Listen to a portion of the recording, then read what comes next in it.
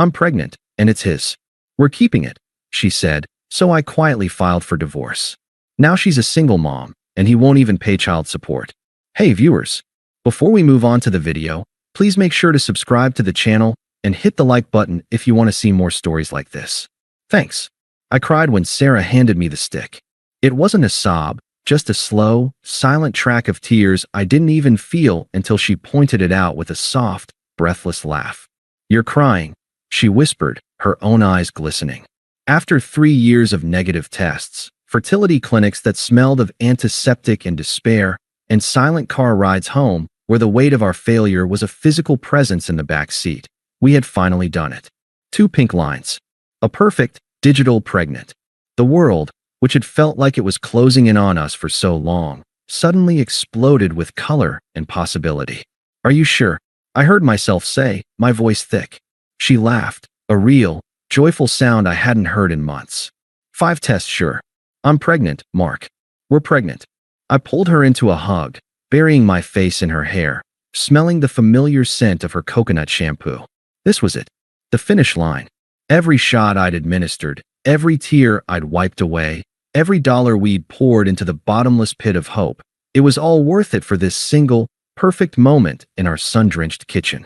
We have to call our parents, I said, pulling back, my mind already racing. We should start looking at nursery colors. Do you think it's a boy or a girl? Oh my God, we're going to be parents.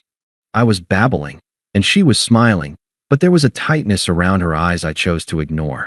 The last few months had been hard.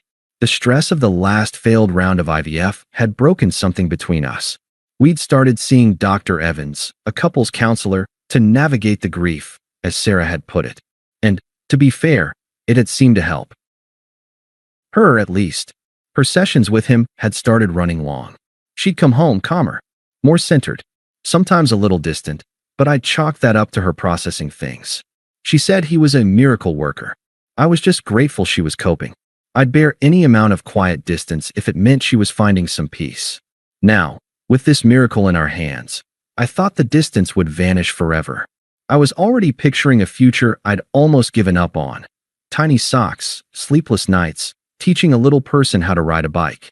Our little person. Let's not tell anyone yet, she said, her smile not quite reaching her eyes. Not until we're further along. You know, just to be safe. Of course. I agreed instantly, my joy too immense to be contained by logic. Whatever you want. This is everything, Sarah. I kissed her forehead, my heart feeling like it might burst out of my chest. I was the luckiest man alive. The long, dark winter was over. I had no idea I was standing in the eye of the hurricane. I was humming 2 days later, making her a cup of ginger tea the internet swore would help with morning sickness. The world still had that golden hour glow. I'd secretly bought a onesie online, a tiny gray thing made with love and a little bit of science, printed on the front. It was hidden in my gym bag. Sarah? Tea's almost ready. I called out. She walked into the kitchen, but she didn't come to me. She stood by the island, her arms crossed tightly over her chest. She was still in her robe. You need to sit down, Mark, she said. Her voice was flat. A statement. The kettle began its shrill whistle. I turned off the stove, the happy hum in my chest fading. What's wrong? Are you feeling sick? Do you need to lie down? Just sit down. The tone. It was the one she used when our dog had gotten into the trash, disappointed, cold. I pulled out a chair from the kitchen table and sat, my knees suddenly weak. Okay. I'm sitting. What is it? She stayed standing, a prosecutor before the jury. She took a deep breath. I'm pregnant. A wave of relief washed over me. I know, honey. That's the amazing news. But it's not yours. The words didn't compute. They were sounds, nonsense syllables that hung in the air between us. The world didn't shatter. It just evaporated. The sound of the kettle cooling down was a million miles away. I could only stare at her. What did you say? Her jaw was set. It's not yours. The baby. It's David's. David. The name was a key turning in a lock I didn't know existed. David. Dr. Evans. Our therapist. The air left my lungs in a silent whoosh. I couldn't get it back. I was drowning on dry land. David. I managed to choke out. He understands me, she said, and now the words came in a rush, rehearsed and venomous. He knows what I've been through in a way you never could. You were always so clinical about it. Tracking cycles, giving shots, reading the statistics. He sees me. He made me feel alive again when I was just a walking, talking failure to you. To me, the word was a gasp. I was there for you. Every step. I never blamed you. Not once. You didn't have to, she snapped, her eyes flashing with anger I didn't understand. Your silent support was its own kind of blame. David, he gave me passion. He made me feel desired, not like a broken incubator you were constantly trying to fix. I looked at this woman, my wife, the person I had built my entire adult life around. Her face was a mask of self-righteous conviction. There was no shame, no apology, just a brutal, surgical presentation of the facts as she had twisted them. And then she delivered the final, killing blow. We've decided we're keeping it, she said, her voice dropping to a cold, definitive calm. He's leaving his practice. We're going to be a family. The finality of it. The we. Her and him. A unit. Planning a future while I was still living in what I thought was our present. I opened my mouth, but no sound came out. What was there to say? To argue? To plead? The foundation of my life wasn't just cracked, it had been vaporized. The image of the hidden onesie in my gym bag flashed in my mind. A pathetic, cruel joke. I looked at her for one last, long second, memorizing the stranger in my wife's skin. Then, I pushed back from the table. The chair legs screeched against the tile, the only sound of protest in the room. I didn't look at her again. I turned, walked out of the kitchen, past the still steaming cup of tea, and out the front door. I got into my car, drove 2 blocks, and pulled over, my entire body shaking so violently I had to grip the steering wheel to keep from flying apart. I don't know how long I sat in that car, parked haphazardly on a residential street 2 blocks from the home I'd just fled. The shaking eventually subsided, leaving behind a hollow, ringing silence. It wasn't peace, it was the void after an explosion. The man who had cried over a pregnancy test, who had dreamed of nursery colors, was gone. Whatever was left in his place felt cold, hard, and terrifyingly clear.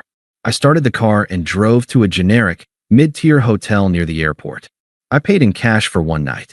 The room smelled of stale cigarettes and industrial cleaner. I sat on the edge of the bed, my phone buzzing in my pocket like a trapped insect. It was her. Sarah, where did you go? Sarah, we can't just not talk about this. Sarah, you walking out like that is exactly what I'm talking about. You can't handle real emotion. I read the messages. Each one was a small, toxic dart, but they bounced off the new, numb shell around me. She was trying to rewrite the narrative already, to make my stunned, catastrophic grief into an emotional failure on my part. I didn't block her. Blocking was an emotion. Blocking was a reaction. I simply turned the notifications to silent, placed the phone on the nightstand, and stared at the patterned hotel room carpet until the sun rose. At 8:01 a.m., I was on my laptop, searching for the most ruthless, efficient divorce lawyer in the state, not the one who had drawn up our amicable prenup years ago. I found her, Elena Rostova. Her firm's tagline was Strategic Dissolutions.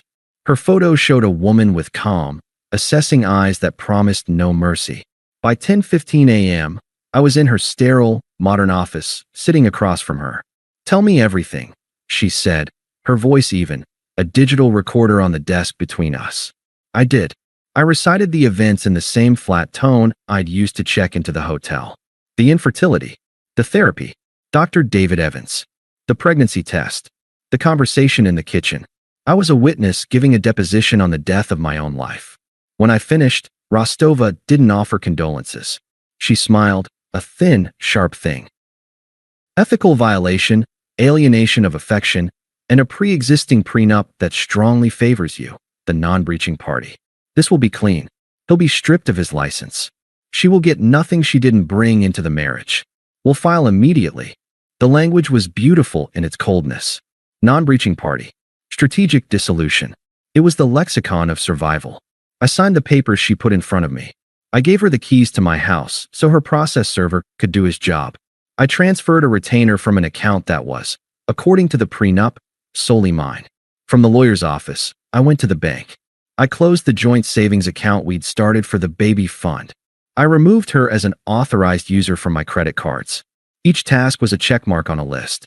I was the CEO of my own collapse, and I was liquidating a failed partnership with brutal efficiency. It was the only way to survive without drowning in the molten, screaming anger that I knew was bubbling somewhere far beneath the ice. I went back to the hotel, upgraded my stay to a week, and bought new clothes from a department store.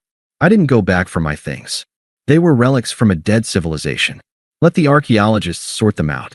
My phone buzzed occasionally. The tone of her messages began to shift. Sarah, I was served. At David's office. What is wrong with you? Sarah, you're actually doing this? You're just going to throw away 8 years? Sarah, Mark, answer me. This is cruel. I read them all. I felt nothing. Or rather, I felt the satisfaction of a complex algorithm finally resolving. This was the consequence of her actions. She had expected begging, negotiating, a messy emotional battle where she could hold the moral high ground of her new love. She had not expected silence. She had not expected a wall of legal paperwork. The silence I cultivated was no longer empty. It was becoming my greatest strength. I never broke my silence with Sarah, but the world, it seemed, was happy to gossip on my behalf. My silence created a vacuum, and information rushed in to fill it. The first update came from my friend, Ben, who had been our mutual friend first. His text was a masterpiece of awkward concern. Ben, hey man, heard about you and Sarah. That's rough.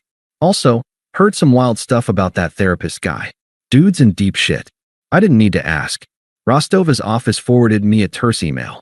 The state licensing board had moved with startling speed after receiving their complaint, corroborated by the divorce filing which named him as the correspondent. Dr. David Evans had his license suspended pending a full hearing, which was a polite way of saying his career was over. His practice was shuttered.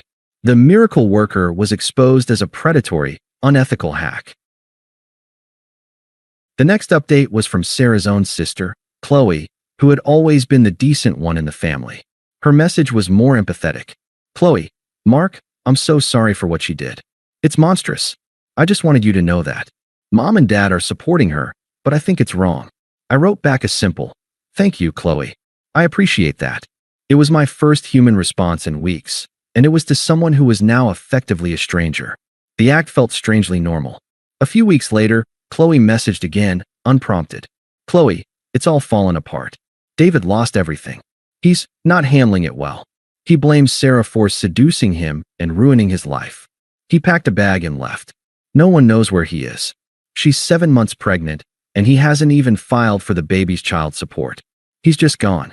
I read that message in my new, smaller, sleeker apartment. The silence there was my own.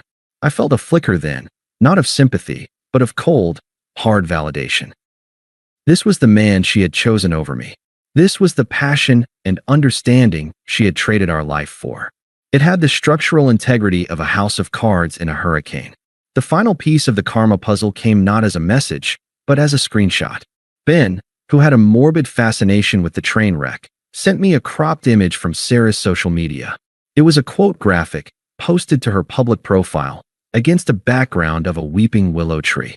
It read, "When you realize your rock was a diamond, and you traded it for a piece of glass that cuts you every time you try to hold it." I stared at the image. The self-pity was breathtaking.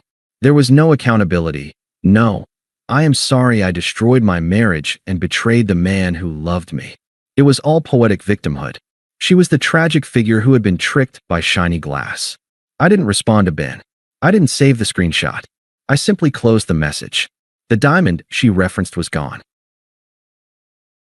In its place was forged something else entirely. Something harder, sharper, and infinitely more valuable. And it no longer had any place for her. The karma was complete, but the consequences were just beginning for her. My silence became a fortress, and her attempts to scale its walls grew increasingly frantic. I watched them come in, not with anger, but with the detached curiosity of a scientist observing a lab experiment. Phase 1, the mistake text. The first direct attempt came on a Tuesday evening. I was reviewing a contract for my new apartment, the one with a view of the city skyline that was entirely mine. My phone lit up with her name for the first time in months. Sarah, Mark, I made a terrible mistake. He's gone. He left me. I'm so alone and I'm so scared. Can we please talk? Just for a few minutes. I don't expect anything. I need to hear your voice. I read the message twice. The phrasing was perfect in its self-absorption. I made a mistake. I'm scared. I need. There was no, I'm sorry for what I did to you. No, I understand if you never want to speak to me again. It was a request for emotional support, as if I were still her husband. As if she had just burned dinner, not our entire life. I felt a distant, clinical pity for her, the kind one might feel for a spider eating its own leg. I didn't reply. I didn't block her. I simply swiped the notification away and returned to my contract. The message was now a piece of data in my archive, irrelevant to my future. Phase 2, the voicemail plea. Weeks passed. The divorce proceedings were in their final, mundane stages, handled entirely by Rostova. Then, one morning while I was on the treadmill at the gym, my phone vibrated with a voicemail notification. From her. I waited until I was in the cool-down stretch to listen. I put it on speaker, the sound of her voice competing with the clatter of weights around me. Her voice was thick with tears, ragged with exhaustion that felt bottomless. It's me again. I'm 8 months pregnant now. I'm so alone. The baby shower, it was so pathetic.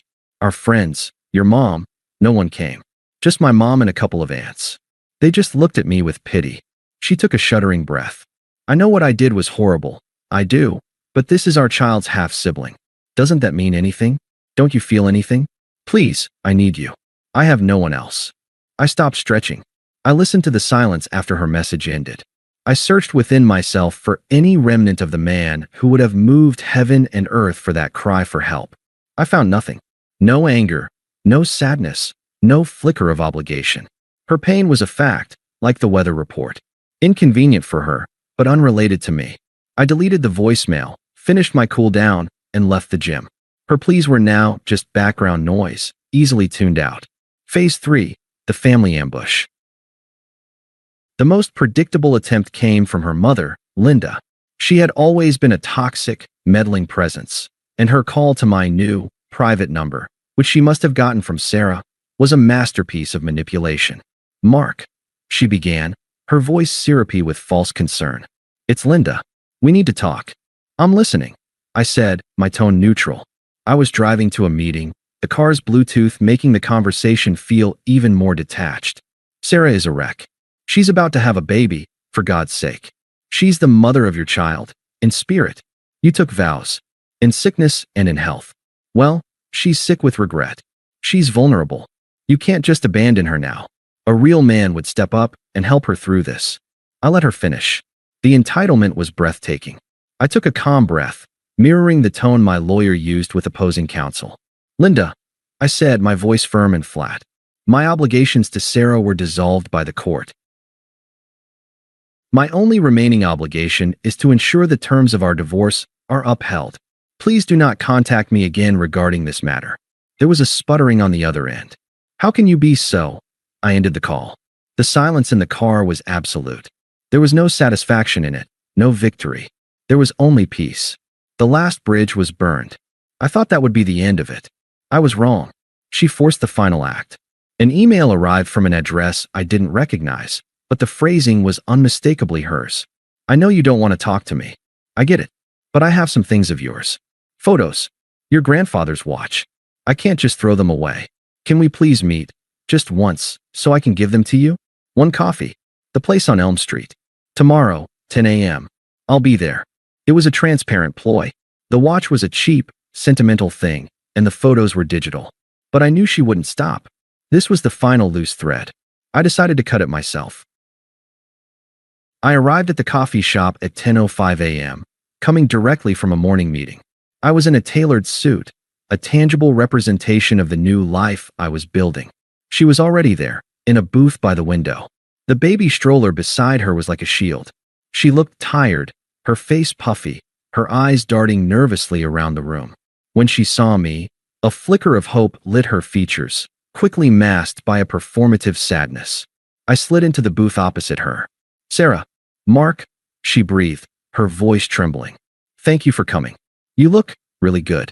I have a meeting nearby in 20 minutes, I said, my voice polite and utterly detached. What did you need to discuss? She flinched at the tone. This wasn't the broken man she'd left in the kitchen. This was a stranger. She gestured to the stroller. I wanted you to see him. Look at him, Mark. He has my eyes, but look at the shape of his face. Doesn't this change anything? I glanced at the sleeping infant. He was innocent. He was also nothing to me. No, I said simply. Tears welled in her eyes. Real this time. We had a life, Mark. A future. We could go back to therapy. A real therapist this time. We could work through this. For us. The absurdity of the statement was almost beautiful. I looked at her. This woman who had detonated our marriage with such casual cruelty, now begging to return to the rubble. Sarah, I said, my voice low and final. That future belonged to different people. The man you married died in that kitchen. The man I am now is happier, healthier, and building a life that doesn't include you. I wish you and your son the best, but our paths diverged permanently. This is the last time we will speak. The mask of the victim shattered. Her face hardened. The anger I knew was there finally surfacing. You're just going to walk away? Just like that? You're that cold? After everything we had. I stood up, placing a $20 bill on the table for my untouched coffee. I looked down at her, not with hatred, but with a profound, unshakable certainty. No, I said, meeting her furious gaze. I'm that done. Goodbye, Sarah. I turned and walked out of the coffee shop. She didn't call after me. The bell on the door chimed behind me, a clean, sharp sound. I walked to my car, the mid-morning sun warm on my face. I didn't look back. There was nothing for me there. I got in, started the engine, and pulled into the traffic, heading toward my meeting, my career, my new apartment, my life. The silence in my car was no longer empty. It was peaceful. Thanks for watching. Make sure to subscribe to the channel and hit the like button. What do you think about this story? Share it in the comments.